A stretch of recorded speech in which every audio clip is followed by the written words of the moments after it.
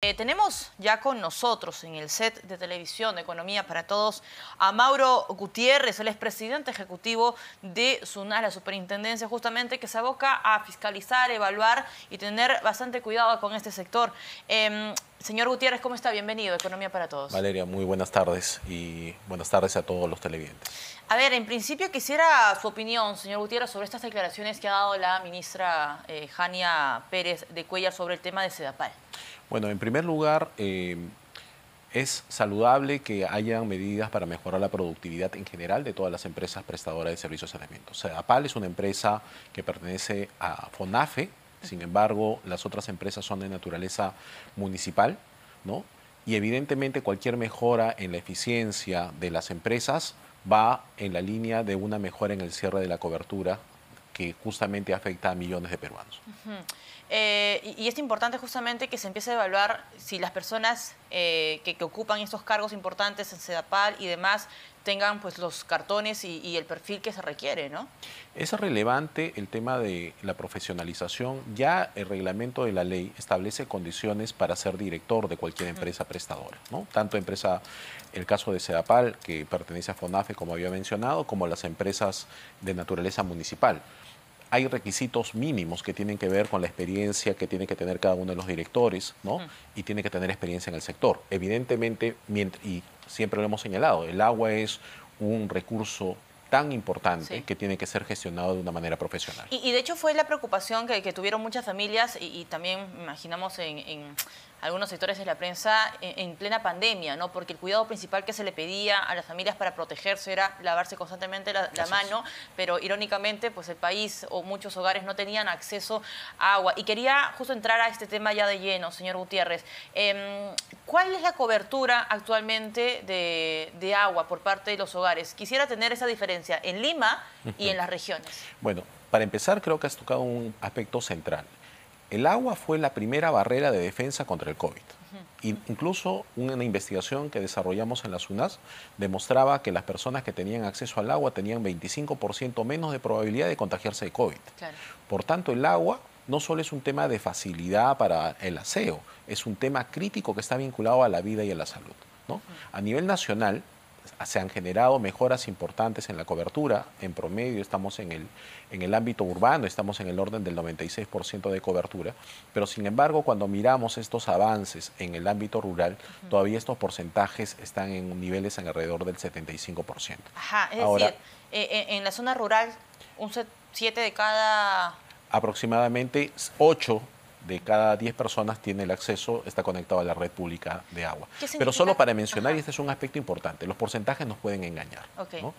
Si nosotros miramos la totalidad de personas que no tienen acceso a la red pública de agua, si yo miro el lado periurbano, es decir, las personas que se encuentran en las ciudades principales, pero que están en las zonas más alejadas, estamos hablando de más o menos 1.5 millones de personas.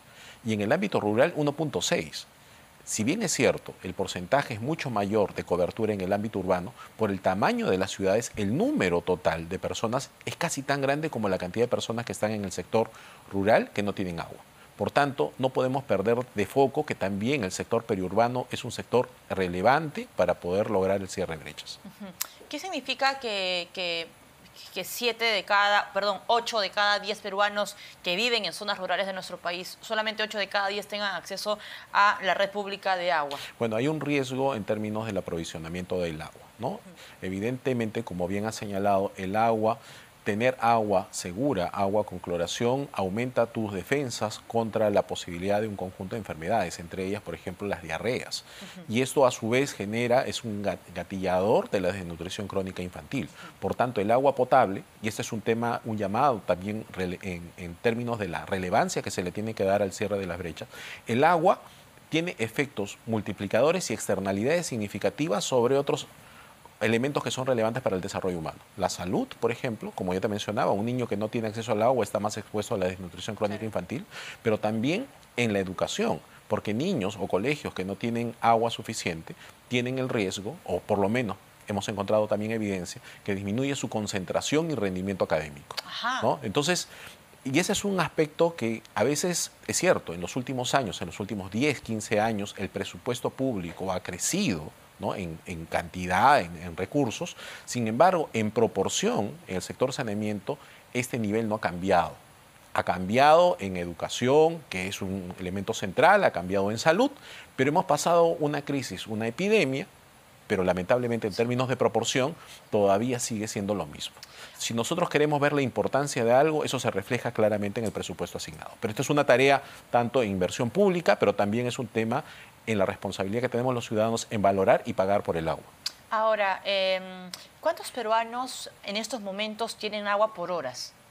Bueno, hay una distinción significativa en términos de la prestación y es muy heterogénea, ¿no? O sea, si nosotros vemos, por ejemplo, en el caso de Lima, Lima tiene más o menos un promedio de 22 horas de servicio de agua. Sin embargo, también existen ciertas zonas de Lima donde el nivel de abastecimiento es menor a las 6 horas. Y este problema también se agrava, por ejemplo, en ciudades importantes como pasa en el caso de Piura. En Piura hay un problema, sabemos, está sujeto también, además de los problemas de los fenómenos del Niño, las lluvias intensas, tenemos localidades en las cuales los abastecimientos pueden llegar hasta 3 horas. Entonces, a nivel nacional existe un porcentaje todavía importante donde existe un nivel relativamente bajo de continuidad del servicio. Pero ¿Cuánto es el porcentaje allí? Ahí no tengo el número exacto en este momento, sobre el detalle, pero también es un tema que tenemos que destacar en términos de definir que la continuidad es un elemento central de la calidad del servicio. Claro, evidentemente. Ahora, hay otra mirada, digamos, del tema de agua, que es cuánto le cuesta al peruano, cuánto le cuesta a la peruana en promedio comprar agua, es decir, tener este servicio alcantarillado, porque hay algunas familias que se despiertan por la mañana, abren el caño, se pueden duchar, pueden tomar desayuno y no tienen corte a menos que haya excepcionalidades, ¿no? Pero hay otras familias que no tienen acceso a agua, señor Gutiérrez, y que además tienen que esperar el camión cisterna y desembolsar ¿cuánto dinero? Para empezar, es un aspecto central lo que mencionas, es la heterogeneidad en la prestación del servicio, porque todo ser humano va a consumir agua, ¿no? Entonces, una persona que está conectada, por ejemplo, en Lima, una familia promedio, consume más o menos 14 metros cúbicos de agua por mes. Para ponerlo en proporción, esos son 14.000 litros de agua, 14.000 botellas de litro que consume una familia por mes. Por ese monto, más el servicio de alcantarillado, en promedio una familia que está con el beneficio de un subsidio focalizado, paga alrededor de 47 soles. Y si no está con el subsidio focalizado, paga 57 soles. Pero ¿cuál es el problema? Imaginémonos esa misma persona que vive en una zona que no está conectada y tiene que comprar el servicio a través de un camión cisterna. Esta persona en promedio ya no consume 14, consume 5 metros cúbicos. Consume la tercera parte de lo que debería, o en promedio, una familia consume. Pero termina pagando el doble de facturación, entre comillas, el pago mensual termina siendo el doble de lo que paga esa familia. Vale decir, termina pagando, si una familia focalizada pagaba 47 soles, este señor termina pagando alrededor de 80 soles. ¿Por qué? Porque el metro cúbico está alrededor de 16 soles cuando lo compra por un camión cisterna. Ajá, es decir, una familia cuando ve el camión cisterna, salen los niños corriendo, ¿no? Con los baldes y demás, le paga al señor que le vende agua aproximadamente 16 soles. 16 soles. Y esta familia no tiene alcantarillado. En cambio, la familia que está pagando 47 soles tiene agua y tiene alcantarillado. ¿No? Alcantarillado, perdón, para que el público lo es el entienda. desagüe, tener el baño en tu casa, ¿no? Porque también eso es un conjunto de obras que uno tiene que desarrollar para tener el servicio de desagüe.